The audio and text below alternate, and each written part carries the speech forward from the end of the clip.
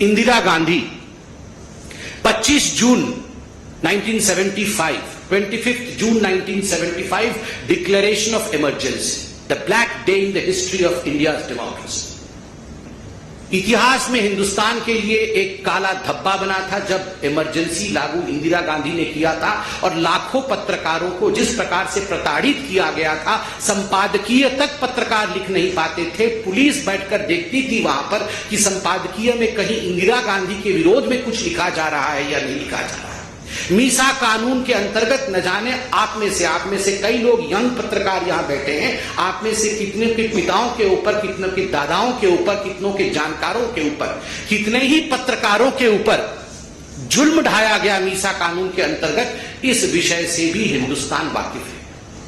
राजीव गांधी 29 अगस्त 1988, defamation bill 1988, आप याद करिए उस समय बोफोर्स चरम पर था।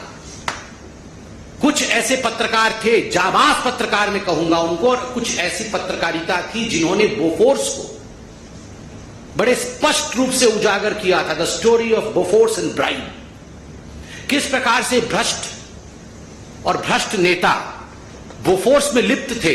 राजीव गांधी जी के इस चरित्र को उजागर करने का काम कुछ बहुत बड़े अखबारों ने किया था। उनको लेकर जिस प्रकार एक डिफेमेशन कानून लाने का प्रयास 1988 में राजीव गांधी की सरकार ने किया था, कानून ले भी आए थे, मगर हिंदुस्तान के इतिहास का वो पहला कानून बना जिसको वापस लेना पड़ा, क्योंकि पत्रकार जगत एक होकर खड़ा हो गया। There was unity amongst the media people, सारे मीडिया के लोग एक होकर खड़े हो गए, जाग उठे, हिंदुस्तान जाग उठा और अंततोगत्वा प्रेस कॉन्फ्रेंस करके राजीव गांधी को डिफेमेशन बिल 1988 वापस लेना पड़ा, जिसमें उन्होंने सोचा था कि जो गांधी परिवार के खिलाफ या उनके खिलाफ लिखेगा उसे सजा दी जाएगी। राहुल गांधी जी से मैं सवाल पूछना चाहता हूं, लिस्ट तो आपने जारी की है, क्या यह लिस्ट मोहब्बत की दुकान की लिस्ट है?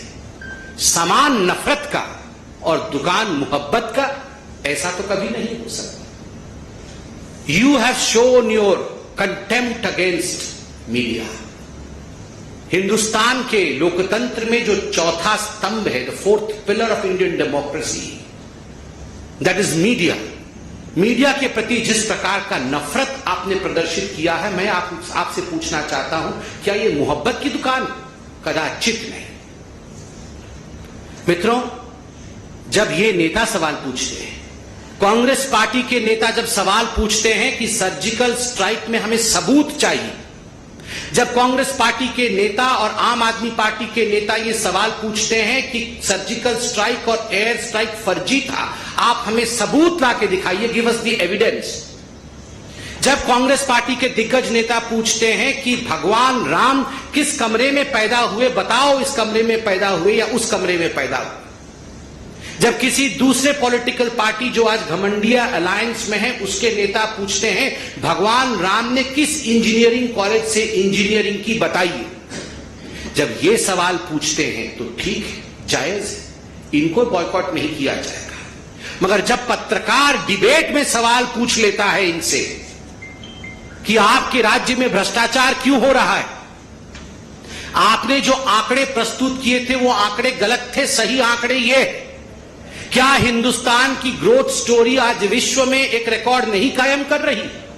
क्या G20 सफल हुआ या नहीं हुआ?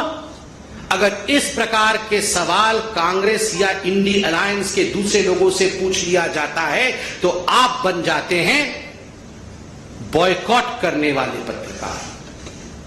आपको बॉयकॉट कर देना चाहिए। क्यों? ये जो नेता है ये भगवान है, ये भगवान पे सवाल उठा सकते हैं और पत्रकार जो हैं वो नेताओं पे सवाल नहीं उठा सकते हैं, उनसे सवाल नहीं पूछ सकते।